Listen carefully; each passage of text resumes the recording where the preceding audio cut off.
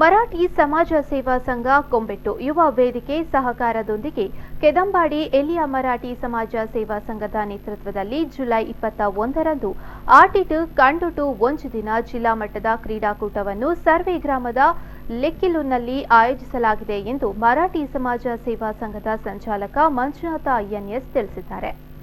ಅವರು ಪುತ್ತೂರಿನಲ್ಲಿ ನಡೆದ ಸುದ್ದಿಗೋಷ್ಠಿಯಲ್ಲಿ ಮಾತನಾಡಿ, ಮರಾಠಿ ಸಮಾಜ ಸೇವಾ ಸಂಘವು 42 ವರ್ಷಗಳ ಸುದೀರ್ಘ ಸಾಧನೆಯೊಂದಿಗೆ ಹಲವು ಸಮಾಜಮುಖಿ ಚಟುವಟಿಕೆಗಳನ್ನು ನಡೆಸಿಕೊಂಡು ಬರ್ತಾ ಇದೆ.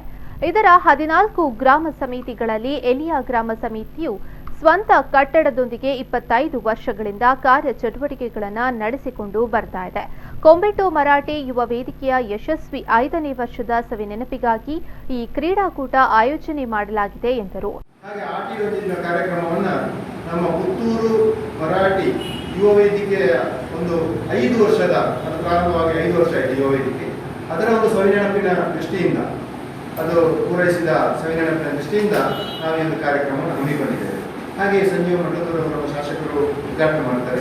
ಜಿಲ್ಲಾ ಪಂಚಾಯತಿನ ಅಧ್ಯಕ್ಷರು ಮೀನಾಕ್ಷಿ ಶಾಂತಿಗಳವರು ಅದರ ಪಂದ್ಯಾಟವನ್ನು ಉದ್ಘಾಟನೆ ಮಾಡ್ತಾರೆ. ಹಾಗೆಯೇ ವಿವಿಧ ಸ್ಪರ್ಧೆಗಳು ಕೂಡ ನಡೀತದೆ. ಅಂತರ್ಜಿಗಾಟ, ವಾಲಿಬಾಲ್, ಥ್ರೋಬಾಲ್, ನಿಧಿ ಶೋಧ, ಅಪ್ಪಂಗಾಯಿ ಸ್ಪರ್ಧೆ, ದಂಪತಿ ಸ್ಪರ್ಧೆ, 3 ಕಾಲಿನ ಓಟ, ಲಿಂಬೆ ಚಮಚ, 100 ಮೀಟರ್ ಓಟ, ಮಡಿಕೆ ಹೊಡೆಯುವುದು. ಈ ಸಂದರ್ಭ ಕ್ರೀಡಾಕೂಟ ಸಮಿತಿ ಅಧ್ಯಕ್ಷ ಪದ್ಮಯ್ಯ ನಾಯ್ಕ ನೆಕ್ಕಿಲು, ಕಾರ್ಯದರ್ಶಿ ಗಿರೀಶ್ ನಾಯ್ಕ, ಕೋಶಾಧಿಕಾರಿ ಅಶೋಕ್ ನಾಯ್ಕ, ಮರಾಠಿ ಸಮಾಜ ಸೇವಾ ಸಂಘದ ಉಪಾಧ್ಯಕ್ಷ ಪೂವಪ್ಪ ನಾಯ್ಕ ಹಾಜರಿದ್ದರು.